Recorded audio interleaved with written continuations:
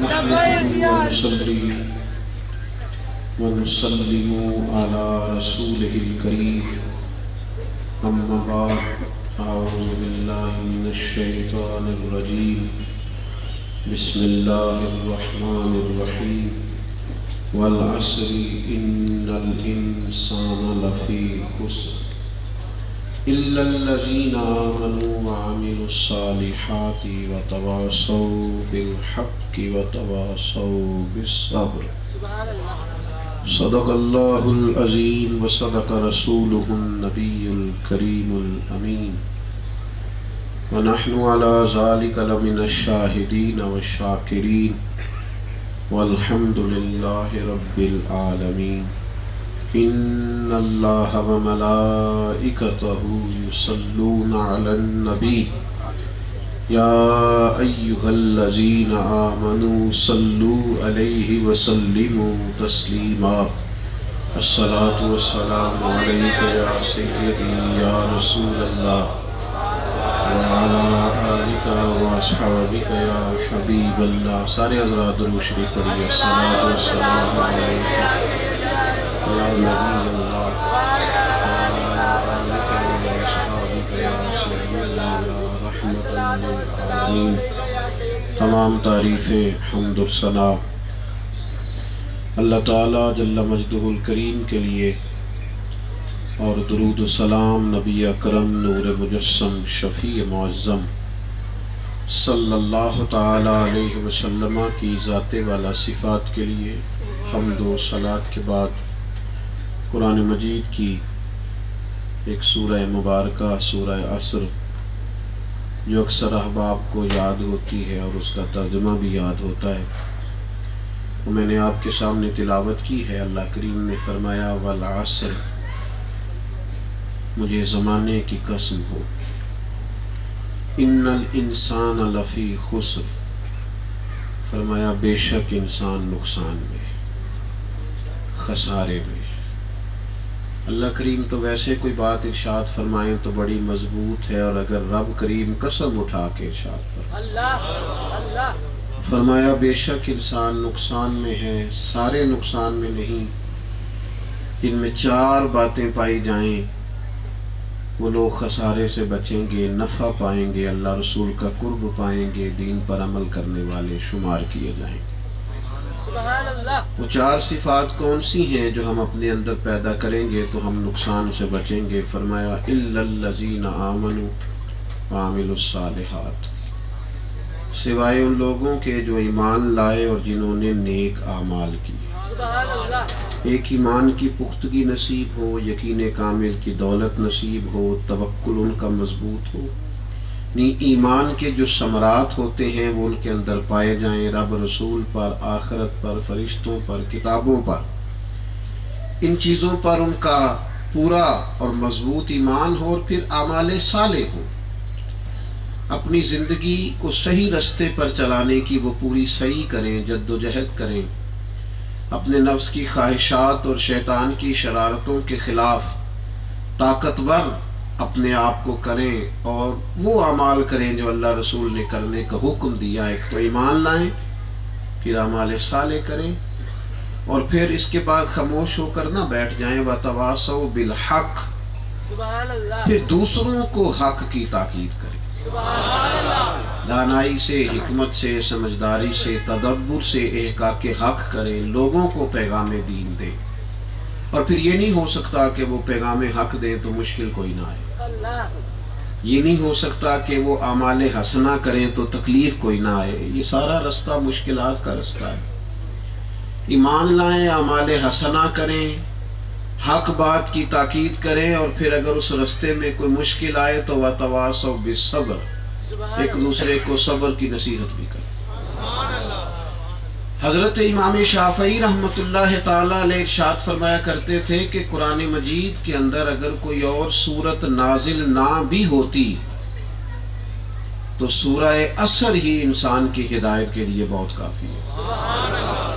اور امام شافعی رحمۃ اللہ علیہ فرمایا کرتے تھے صرف اسی ایک صورت میں ہی تدبر کر لو، ایک صورت میں ہی تمہارے لیے کافی ہو جائے گی۔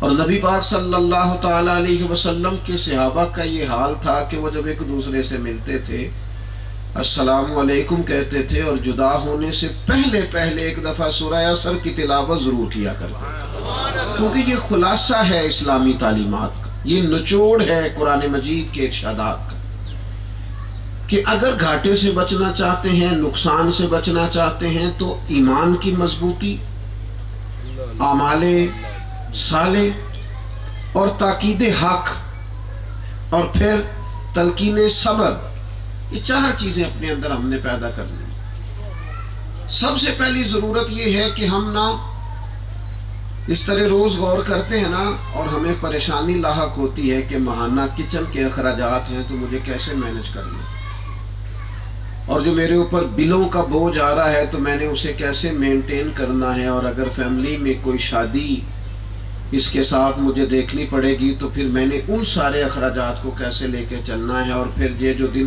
آگے آ رہے ہیں ان میں میرا کاروبار اچھا ہوگا کہ نہیں ہوگا، سیزن کے دن ہیں کہ نہیں ہیں، یہ ساری سوچیں جس طرح ہمارے ساتھ ہوتی ہیں نا، ایک اہم سوچ اپنے دل میں یہ بھی پیدا کریں کہ آج کل میرے ایمان کی کیفیت کیا ہے، میری روح کی کیفیت کیا ہے، میرا دل عبادت میں لگ رہا ہے کہ نہیں، میرا ایمان مضبوط ہو رہا ہے کہ نہیں، توکل مضبوط ہو رہا ہے کہ نہیں، مزاج میں صبر و شکر قناعت کا جذبہ پیدا ہو رہا ہے کہ نہیں، اندر کچھ بے صبری تو نہیں، اس طرح بھی کہ اس کو چیک کریں، اس کو دیکھیں، اس پر تدبر کریں۔ اگر روحانی زندگی کے اندر اس چیز کا خیال نہ رکھا جائے تو لازمی نتیجہ یہ نکلتا ہے کہ انسان فکری طور پر، ذہنی طور پر کمزور ہونے لگتا ہے، اور آہستہ آہستہ جب اس کے یقین کی کیفیات کمزور ہوتی ہیں تو عمل خود بخود کمزور ہونے لگتا ہے۔ تو تھوڑا سا نا اپنے آپ پر اس لحاظ سے بھی غور کریں، اپنے قلبی معاملات پر ضرور توجہ دیں۔ میں آپ سے عرض کروں گا کہ روز ایک دفعہ رات غور کریں کہ آج سارا دن بھلا مجھے سوچیں کیا آتی رہی ہیں، آج بھلا مجھے خیالات کیا آتے رہے۔ حضرت صاحب تھے نا، حضرت صاحب کرما والا شریف والے، بڑے حضرت صاحب سید اسماعیل شاہ صاحب بخاری رحمۃ اللہ علیہ، حضرت تشریف لے جا رہے تھے تو پیچھے ایک بہت بڑی تعداد تھی مریدین کی، عقیدت مندوں کی، چونکہ بہت بڑے اللہ کے بندے تھے۔ تو اچانک ایک کونے میں جا کے نا حضرت نے پیچھے پلٹ کے دیکھا اور اپنے تمام مریدین سے فرمانے لگے، میاں تم 4 لوگ اس گلی سے چلے جاؤ، تم 4 اس گلی سے چلے جاؤ، 3 بندے ادھر چلے جاؤ، اور خود اکیلے حضرت چلے گئے مسجد۔ فرمایا تم اوپر سے ہو کے آؤ مسجد میں، تم فلاں گلی سے ہو کے مسجد میں آؤ۔ لوگ چلے گئے۔ بعد میں تجسس رہ جاتا ہے کہ اللہ کا بندہ تو کسی کو تکلیف نہیں دیتا کہ آپ اوپر سے ہو کے آئیں، لیکن لوگوں کے ذہنوں میں سوال تھا۔ تکمیل نماز پر حضرت صاحب رحمۃ اللہ علیہ فرمانے لگے کہ یار جب میں چل رہا تھا اور بڑے بڑے لوگ میرے پیچھے چل رہے تھے، اور بڑے بڑے لوگ جو تھے وہ علماء اور بڑے تعارف رکھنے والے میرے مرید دست دستہ پیچھے چل رہے تھے، تو اچانک میرے دل میں نا ایک خیال آیا کہ یار اتنے لوگ تو کسی کے پیچھے بھی نہیں چلتے ہوں گے جتنے تیرے پیچھے چلتے، کیا بات ہے تیری، اتنے بڑے لوگ۔ فرماتے اسی وقت میں نے اپنی قلبی کیفیت پر توجہ کی تو میں نے محسوس کیا یہ کہیں نفس کسی اور طرف نہ لے جائے۔ رب کے بندے تھے نا، اور مخلصین کو شیطان بہکا نہیں سکتا، یہ قرآن مجید کا فیصلہ ہے۔ فرماتے ہیں فوراً میں نے لوگوں سے کہا دوسرے رستوں سے چلے جاؤ، میں اکیلا آیا اور پھر میں نے آ کے راج سجدہ کیا اپنے رب کی بارگاہ۔ ہم اپنی قلبی کیفیت پر توجہ نہیں دیتے۔ غور تو کرو نا یار، آج کل کہیں اللہ نہ کرے حسد تو نہیں بڑا ہوا، کہیں ایسا تو نہیں دوسروں کو سدھارتے میں اپنے کام سے گیا ہوں، کہیں ایسا تو نہیں کوئی تکبر کا دورہ ہے، کہیں ایسا تو نہیں میں کسی اور کام لگ گیا ہوں۔ ہمارے پیر بھائی تھے، ان کو حضرت نے ارشاد فرمایا کہ اب آپ خود دعوت کا کام کیا کریں، تو ڈیوٹی کیا کریں، خود اللہ اللہ بتایا کریں، صاحب اجازت ہو گئے، اور الحمدللہ صالح آدمی تھے۔ لیکن ایک دن آ کے انہوں نے عرض کی حضور مہربانی کریں مجھے خادم ہی رکھے، یہ جو لوگوں کو سنبھالنے کا کام ہے نا، اس میں تو میرا نفس کہیں اور جانے لگ گیا، تو مجھے آپ خادم ہی رکھیں، اس میں میرے لیے عافیت ہے، میرے لیے اس میں نفع ہے، میرے لیے فائدہ ہے۔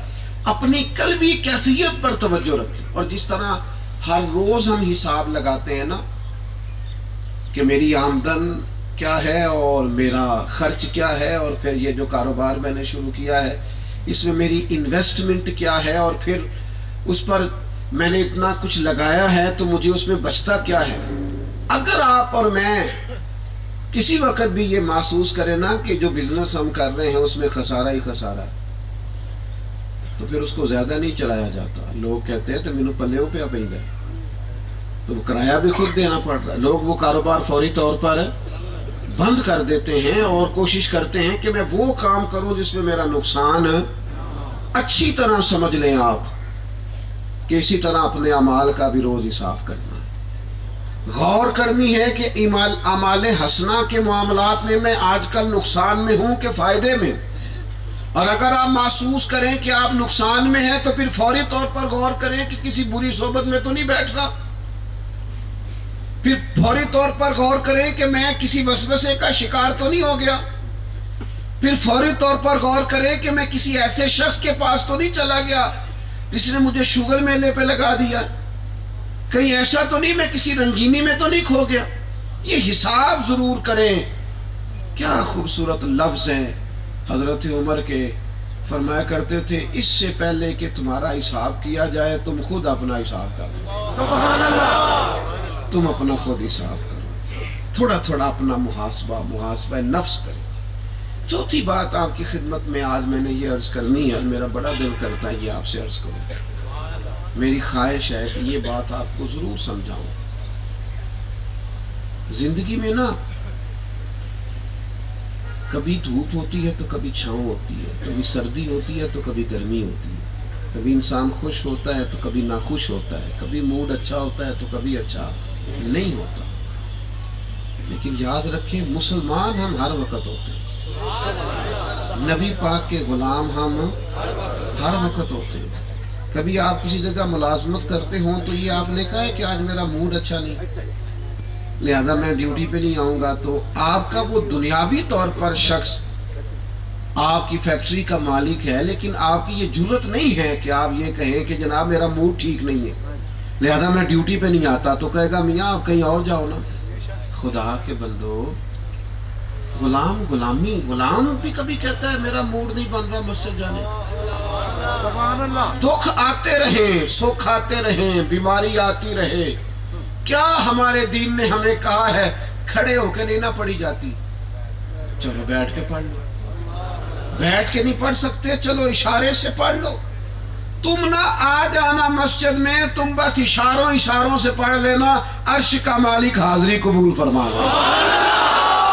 لیکن چھٹی نہ کرنا اس دروازے سے، کوتاہی نہ کرنا، سویرے سوتے نہ رہنا، زور کی اذان سن کے سستی نہ کر جانا، دیکھنا صلاۃ وسطی ہے نماز تمہاری قضا نہ ہو جائے، دیکھنا قرآن مجید کی کوتاہی نہ کرنا. اور چلو دھوپ چھاؤں آ گئی، بیماری آ گئی، کمزوری آ گئی، ساری عمر کھڑے ہو کے پڑھی تھی بیٹھنی پڑ گئی، کوئی حرج نہیں. حضرت حسن بصری سے کسی نے کہا تھا بار بار اللہ قرآن میں کہتا ہے تقوی اختیار کرو، حضور بتائیں نا تقوی کیا ہے. آپ فرمانے لگے جہاں جانے کا رب نے حکم دیا ہے وہاں سے غیر حاضری نہ کر، اور جہاں جانے سے اس نے منع کیا ہے وہاں کبھی نظر نہ آنا تو متقی اور پرہیزگار ہو جائے. حاضریاں پکی کرو رب رسول کی بارگاہ میں، حاضریاں پکی کرو. آؤ وہاں حاضریاں لگوائیں. جو روز کسی دروازے پہ جائے نا اسے ایک نہ ایک دن پوچھ لیا جاتا ہے کہ بتا تو کدھر آتا ہے، بتا تو کدھر آتا ہے.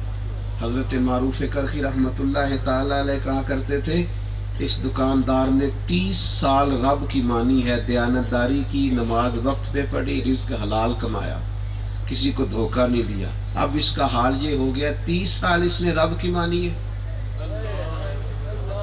فرمایا 20 سال ہو گئے جو دعا یہ مانگتا ہے رب بھی قبول کر لے. ہم نہ چاہتے ہم نہ مانے اور وہ مانے، یہ بات تو ٹھیک نہیں ہے، یہ تو ٹھیک نہیں.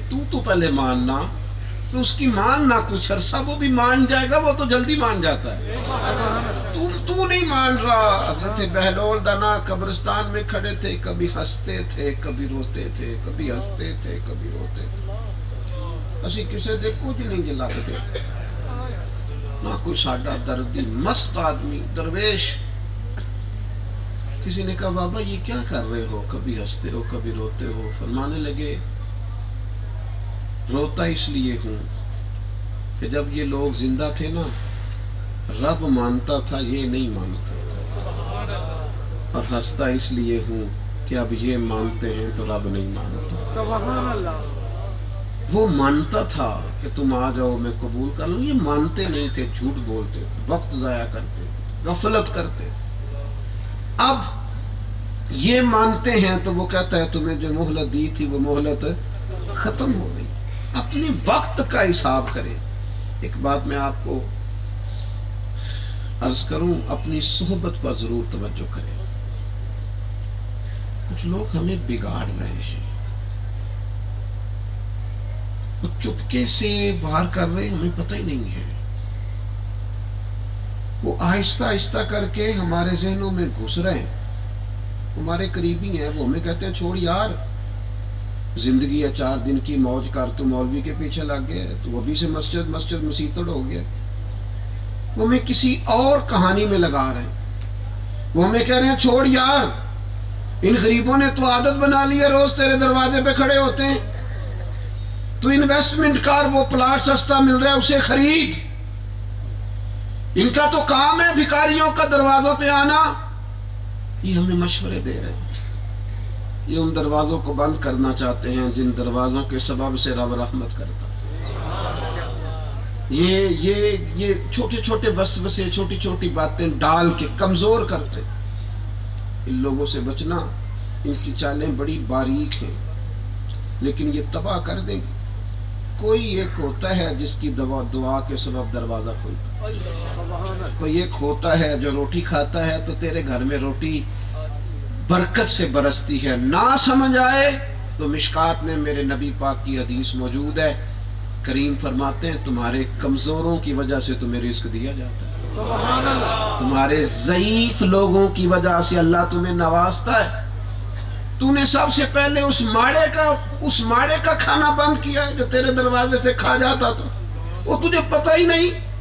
دفعہ دروازے پہ دستک ہوئی تو مجھے غصہ آیا, اس لیے کہ جو دروازے پہ آیا تھا وہ ہٹا کٹا جوان آدمی تھا. تو میں نے اسے کوئی 1-2 روپیہ بھی دیا اور ساتھ میں نے یہ بھی کہا کہ کوئی کمائی کیا کرو. تو میری والدہ دوڑ کے آئی اور دروازہ بند کرتے ہوئے اسے کہنے لگی پاجی غصہ نہ کرے, آج ایسے آنا نہیں. تو پھر میں نے کہا اماں جی یہ دیکھیں نا کیا اس کا طریقہ ہے, اس کی عمر دیکھیں, قد کاٹ دیکھیں, مانگتا ہے کام کرنا چاہیے.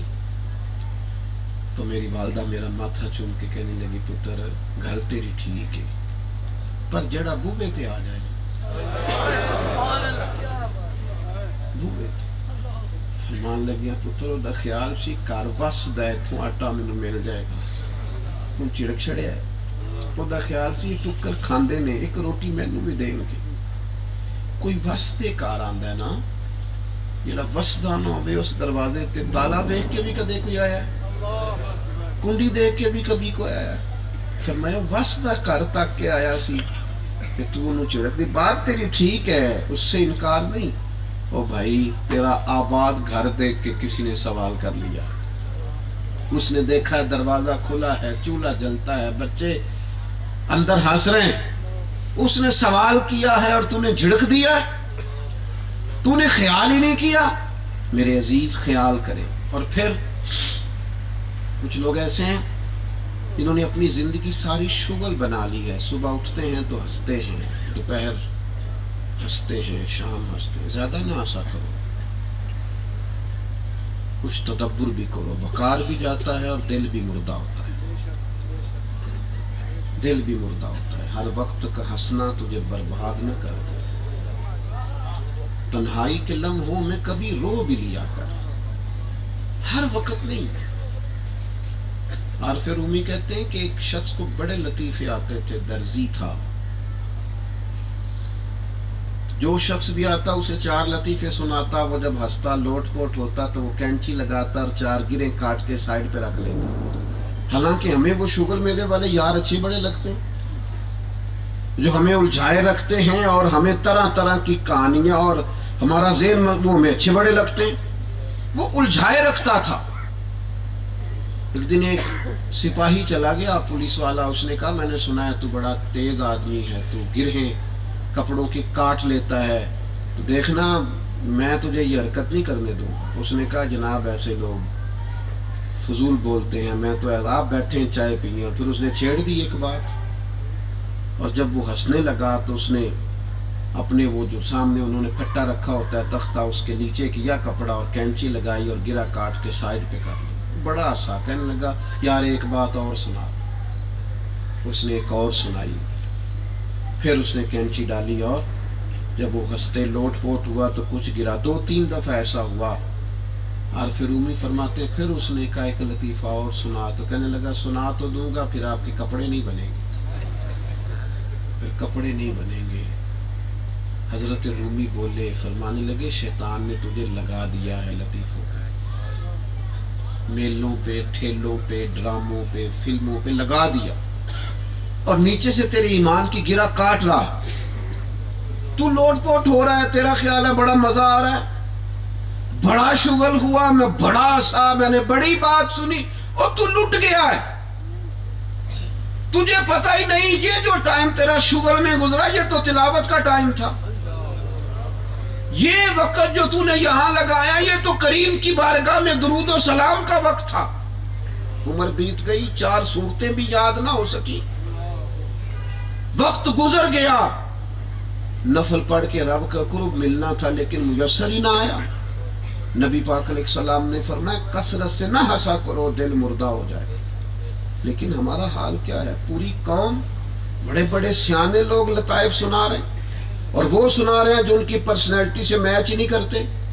میں خوش طبعی کا انکار نہیں کرتا، ہنسنا تو حضور کی سنت ہے، لیکن آپ ایسی چیزوں میں الجھ جائیں جو بالکل غافل کر دیں، اس کی شریعت اجازت نہیں دیتی۔ ایک اور پہلو بھی بڑا قابل توجہ ہے،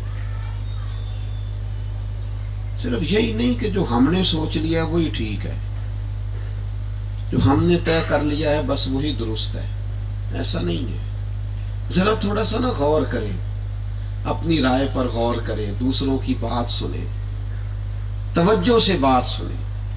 آپ اگر کوئی خلوص نیت کے ساتھ صحیح العقیدہ آدمی تربیت کرنا چاہتا ہے، سمجھانا چاہتا ہے، ضدی نہ بنے۔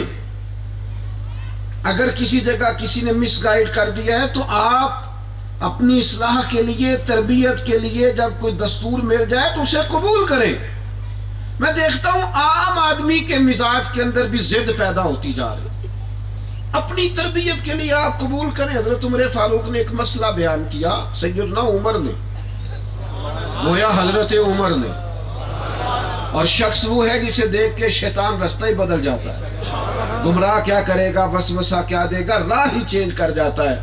حضرت عمر نے ایک بات بیان کی، ایک خاتون نے جمعے کے بعد کہا، اے عمر قرآن مجید کی تو بات اور ہے اور آپ نے جو بیان کیا ہے مسئلہ وہ اور ہے۔ حضرت عمر نے کیا کہا، تم انہوں سمجھانا آ گئی، اب میں آپ سے سیکھوں گا، میری اتنی عمر ہو گئی، ہم تو کسی سے سیکھنے کو تیار ہی نہیں، ہمارا مزاج ہی نہیں تربیت کا۔ ہم نے تو اگر اساتذہ اور مشائخ رکھے ہیں تو وہ بھی اپنے حساب سے رکھیں، ہم چاہتے ہیں وہ ہمارے ترتیب سے ہماری تربیت کریں۔ تو تیری شرطوں پہ ہی کرنا ہے، اگر تجھ کو قبول تو یہ سہولت تو مجھے سارا جہاں دیتا ہے۔ اس کا تو معنی ہی کوئی نہیں بھائی، اس کا تو مطلب ہی کوئی نہیں، یہ تو رستہ ہی یہ والا نہیں ہے۔ حضرت عمر رضی اللہ تعالیٰ عنہ سے خاتون نے کہا، حضرت ادب سے عرض کرتی ہوں مسئلہ تو یوں ہے۔ تو جناب عمر کیا فرمانے لگے؟ فرمانے لگے ایک مرد سے غلطی ہو گئی اور ایک عورت نے ٹھیک کہا ہے۔ ہو سکتا ہے کبھی کبھی کوئی اور بھی ٹھیک کہتا ہی ہو، کوئی جو ہمیں سمجھا رہا ہے اس کی بات بھی درست ہو، لیکن وہ ہم تو طے کر کے بیٹھے ہوئے ہیں۔ نتیجہ یہ ہے کہ ہماری تربیت رکی ہوئی ہے، ہمارے حالات کچھ اور کے اور ہیں، اور پھر طے نہ کرو جو بڑے لوگ تھے نا جن کو گارنٹیاں مل گئی تھی انہوں نے بھی طے کو نہیں کیا. طے نہ کرو، طے نہ کرو کہ جناب بالکل ہمارا رستہ بالکل درست ہے، ہمارے سارے معاملات بالکل جنتیوں والے ہیں. اچھی امیدیں ضرور رکھو لیکن ساتھ رب سے ڈرو، اللہ کا خوف رکھو. والذین یبیتون لربہم سجدا وقیاما والذین یقولون ربنا اصرف عنا عذاب جہنم ان عذابها کان غراما. اللہ فرماتے ہیں وہ ساری رات سجدے اور قیام میں گزارتے ہیں رحمان کے بندے، لیکن صبح اٹھ کے کہتے ہیں یا اللہ ہمیں اپنے عذاب سے بچانا. ساری رات عبادت کرنے کے بعد کہتے ہیں تیرا عذاب بڑا سخت ہے. یعنی راتی ساری کر کر زاری، نیند اکھاں تھی توندے، فجرے اوہی گناہگار کا آون سب تو نیوے ہوندے، سب تو نیوے ہوندے. سب کو پتا تھا حضرت عثمان جنتی ہیں، پر وہ تو کو قبر دیکھ لیتے تو اتنا روتے کہ داڑیاں آنسوؤں سے بھر جاتی. زمانہ جانتا تھا جناب فاروق اعظم کی شانوں کو، لیکن حضرت عمر رضی اللہ تعالیٰ عنہ تو ایک بوڑھی کے سامنے بھی اس لیے کھڑے ہو گئے کہ معاف کر دے، کہیں قیامت میں اللہ کے حضور میری شکایت نہ لگانا. تو معافی مانگتے رہے. اتنے اتنے بڑے لوگ ہو کر طے نہیں کیا. یہاں لوگوں نے طے کر لیا ہے، اپنے تئیں طے کر لیا ہے میں بڑا کچھ ہوتا ہوں. خود بخود تو نے طے کر لیا ہے میں بڑا. جو بڑے تھے نا وہ بڑے اس لیے تھے کہ وہ جھکے ہوئے تھے، وہ اپنے رب کی بارگاہ میں عاجزی کرنے والے. اس لیے طے نہ کر کے بیٹھ جاؤ، طے نہ کر لو 2 4 5 چیزیں کیا سمجھ میں آ گئی ہیں اور کچھ چند دن مسجد جانے کی اللہ نے توفیق دے دیا تو طے نہ کرو. اور دوسرا میں آپ سے عرض کروں، تنقید سوچ سمجھ کے، کسی کے بارے میں بات سوچ سمجھ کے. پہلی بات تو یہ ہے کہ آپ کسی کی اصلاح کریں گے یا دعا کریں گے، اور اصلاح بھی کریں گے تو تنہائی میں اکیلے میں بلا کے گزارش کے انداز، تنقید نہیں. وہ جی سارا دن ہی بحث کرتے ہیں فلانا کچھ نہیں کر رہا، فلانا کچھ نہیں کر رہا، فلانا بھی خراب ہو گیا، فلانا بھی بگڑ گیا. آپ یا تو جا کے اس سے گزارش کریں یا اس کے حق میں دعا کریں. یہ گھر میں بیٹھ کے تنقید کرنے کی اجازت کس نے دی؟ اللہ کے بندوں پر طنز کرنے کی اجازت کس نے دی؟ نہ کسی کے حال پہ طنز کر، نہ کسی کے غم کا مذاق اڑا. بڑا میں یہ آپ نے ناراض نہیں ہونا، یہ اس طرح کی کمزوری میری طرح کے بعض نیک کہلانے والوں میں پائی جاتی ہے. اب تو لوگ یہ کرنے لگے ہیں، اب تو لوگ یہ کرنے لگے ہیں، تو آپ کیا کر رہے ہیں؟ آپ بھی تو کوتاہیاں بیان کر رہے ہیں بھائی، آپ بھی تو غلطیاں ڈسکس کر رہے ہیں. حضرت جنید بغدادی کہتے ہیں میں اپنے مرشد گرامی حضرت سری سختی کے ساتھ تہجد کے وقت مسجد گیا. کچھ لوگ مسجد میں سوئے ہوئے تھے، ہم نے نفل شروع کیے، نماز پڑھنی شروع کی، اور کچھ رکھتے ابھی ہوئی تھیں کہ میں نے اپنے شیخ سے کہا، میں نے کہا حضور یہ دیکھ رہا جی مسجد میں آ کے سو گئے، نفلوں کا ٹائم ہے، اٹھیں بڑا. دیکھیں کیسے خراٹے لے رہے ہیں. تو فرماتے حضرت سری سختی میری طرف دیکھ کے کہنے لگے پتر اس سے بہتر تھا تو بھی نہ ہی نماز پڑھتا، بہتر تھا تو سویا رہتا، اس سے بہتر تھا تو بھی آرام کرتا. یہ نفل نماز ہے، جب اللہ رسول اس کو فرض نہیں کرتے تو کیوں تنقید کر رہا ہے؟ فلاں عصر کی پہلی 4 سنتیں نہیں پڑھتا، فلاں عشاء کی پہلی 4 سنتیں نہیں پڑھتا. کس نے حق دیا آپ کو؟ کس نے اجازت دی آپ تنقید کریں؟ وہ فلاں فارغ بیٹھا رہتا درود پاک نہیں پڑھتا، آپ کو کس نے اجازت دی آپ اس پر تنقید کریں؟ وہ آپ سے پوچھ کے پڑھے گا. آپ تبلیغ کریں یا دعا کریں، لیکن یہ انداز جو ہم نے اختیار کیے ہوئے ہیں یہ انداز درست نہیں ہے. تھک تو نہیں گئے آپ لوگ؟ چلو جی تھوڑے بندے بولنے رہن دینے آپ کوئی اور بات. میرا ارادہ کچھ اور تھا، جمہوری ملک ہے نا آپ کو پتہ ہے.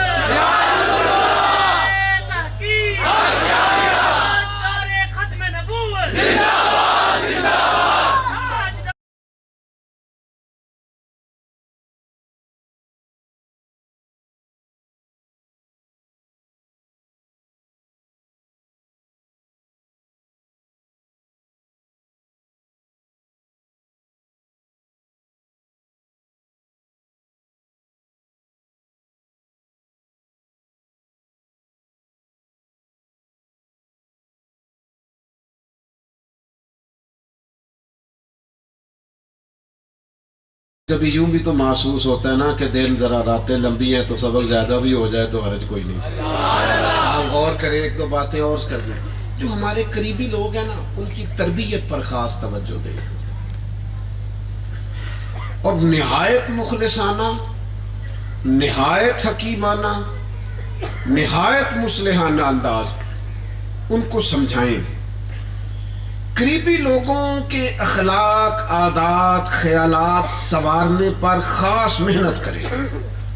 درد ہو دل کے اندر.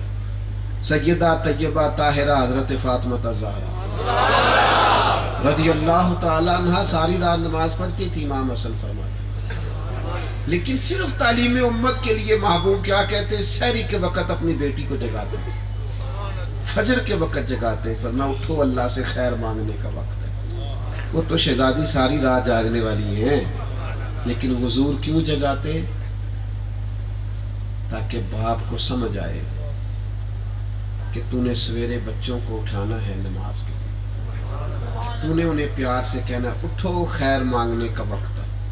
میری اماں تو کہا کرتی تھی, تو وہ جملہ مجھے تو بڑا پسند ہے, اب شہری لوگ ہیں پتہ نہیں آپ کو وہ آتا ہے کہ نہیں آتا. اماں کہتی تھی پتر اٹھو نور پیر دا ویلا ہے. اس کا مطلب ہے کافی لوگوں کو آتا ہے یہ کیڑا ویلا, ایک پیر تو نور پیر, دیکھیں سونے پہ سواگا ترے نور پیر دا ویلا ہے. نور پیر دے ویلے رب کو لو منگی دا سومی دا نہیں.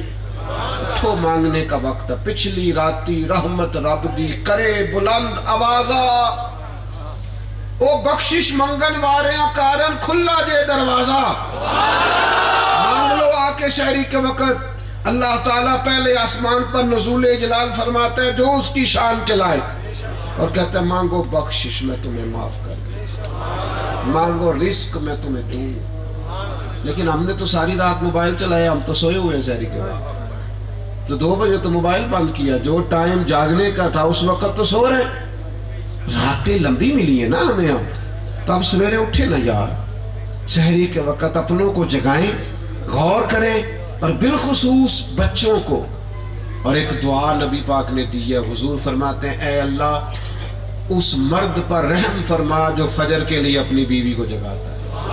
اے اللہ اس بیوی پر رحم فرما جو صبح اپنے شوہر کو جگاتی ہے. لینی ہے نا دعا نبی پاک کی. تو پھر چھوٹا چھوٹا, لیکن میں نے کہا انداز حکیمانہ ہو, مصلحانہ ہو, مدبرانہ ہو, اس میں تشدد نہ ہو, شدت نہ ہو, کوئی ایسا انداز نہ ہو سامنے والے کی عزت نفس مجروح ہو. اس ترتیب کے ساتھ اذان ہو رہی, چلیے اذان سے. ایک گزارش آپ کی خدمت میں آج یہ عرض کرنی ہے, بس 1-2 بات میں بات سمیٹنے لگا ہوں تاکہ سب جا کے مساجد میں با جماعت نماز پڑھیں.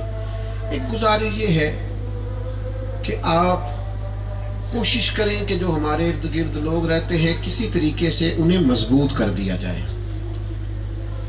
مراکز قائم کرنا اور ادارے قائم کرنا اور لوگوں کو مضبوط کرنا یہ مسلمان کا مشن ہونا چاہیے.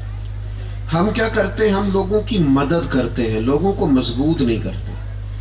کوشش کریں کسی کی مدد کرنے کی بجائے اسے اس کے پاؤں پر کھڑا کیا جائے. اپنے بچوں کو دولت مند بنانے کی بجائے انہیں باصلاحیت بنایا جائے. انہیں دولت مند بنانے کی بجائے انہیں ہنر مند بنایا جائے. ہم جو کچھ بچوں کو دے کے جانا چاہتے ہیں وہ پیسہ ہے, وہ مال ہے, وہ جائیدادیں. اگر بچے قابل نہ ہوں تو جائیدادیں تو دھری کی دھری رہ جاتی ہیں. انہیں ہنر مند بنایا جائے, انہیں مضبوط بنایا جائے, انہیں طاقتور بنایا جائے. یہ ذہن بنائیں کہ ان کے اندر جو صلاحیتیں ہمارے اندر نہیں ہیں کوشش کریں وہ بھی ہمارے بچوں کے اندر پیدا ہو جائے. وہ عطا بن ابی ربیع تھے نا, بادشاہ تھے. عطا بن ابی ربیع کے پاس بادشاہ آیا, آپ محدث تھے بہت بڑے. اس نے مسئلہ پوچھنا تھا. تو آپ نہ تو آپ آنکھوں سے دیکھ سکتے تھے اور آپ کا ایک ہاتھ اور ایک پیر جسم کا کافی حصہ آپ کا, ویسے ہی آپ معذور تھے. تو وہ آیا تو آ کے اس نے مسئلہ پوچھنا چاہا بادشاہ نے. تو حضرت عطا بن ابی ربیع فرمانے لگے پیچھے بیٹھ جا, فارغ ہو کے بتاؤں گا.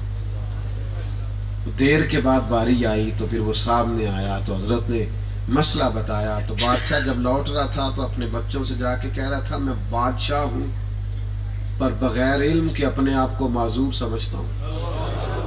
یہ ذلت بلاؤں گا نہیں کہ کس طرح مجھے یہ کرنا پڑا اور اللہ نے اس بندے کو کتنا اعزاز دیا جس نے تعلیم حاصل کی.